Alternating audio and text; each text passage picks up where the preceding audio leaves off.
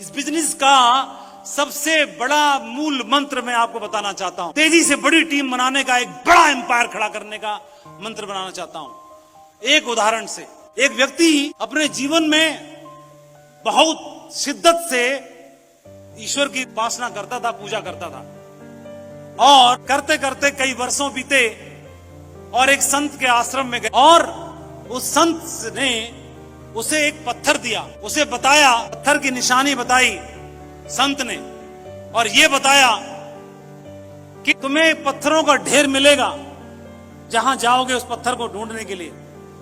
पत्थरों का ढेर मिलेगा, दिखने में सारे पत्थर एक जैसे होंगे। उस पत्थर जब सारे दिखने में एक जैसे होंगे तो कैसे पहचानोगे कि वो पत्थर जो लोहे को भी सोने में बदलने की ताकत रखता है, जो सोने में बदल देता है, जो ऐसा पत्थर जो बहुत मूल्यवान है, जो नाचीज को भी बहुमूल्य बना देता है। तो उसकी निशानी बताई उन्होंने।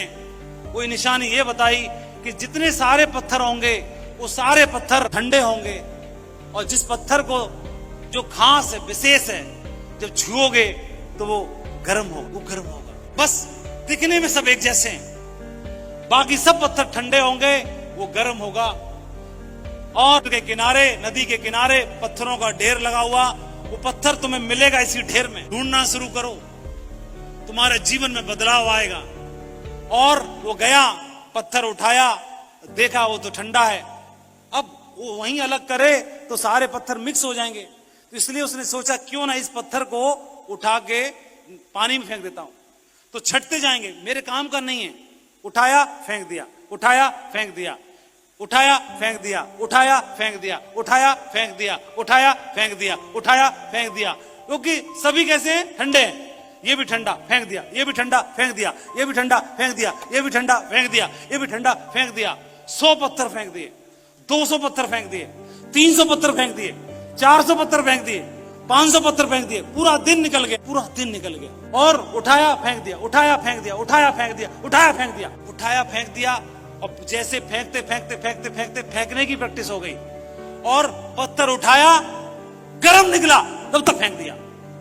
पत्थर उठाया कैसा था? गरम। लेकिन फेंकने के प्रयास में, अभ्यास में उसने उस गरम पत्थर को भी फेंक दिया। पत्थर एक ही था। सैकड़ों पत्थर ढूंढने के बाद वो हाथ में तो आया, आने के बाद भी वो हाथ से कहां चला गया? समुद्र में चला गया। अब उसको चाह के भी नहीं पाया जा सकता। हमारे साथ भी इस बिजनेस में ऐसा ही होता है। हम हर रोज लोगों से मिलते हैं, लोगों के अंदर असीम संभावनाएं हैं, इतिहास बनाने की संभावनाएं रहती हैं, और हमको लगता है कि ठंडा है, फेंक दिया, ठंडा है, फेंक दिया, किसी काम का नहीं है, लटूरा है, बेकार है, कुछ नहीं है, किसी काम का नहीं है, हटाओ, इसको छोड़ो, इसको छोड़ो, इसको छोड़ो, इसको छोड़ो, इसको छोड़ो, इसको छोड़ो, आ गया कोई, उसको भी छोड़ देते हैं, बिगाड़ लेते हैं, समझ नहीं पाते। अब हमें हर पत्थर को ऐसे परखना है कि यही है सोने में बदल देने वाला, यही है भाग्य को बदल देने वाला। उसकी पूरी आजमाइश करनी है, उसको हिला हिला के चेक करना है।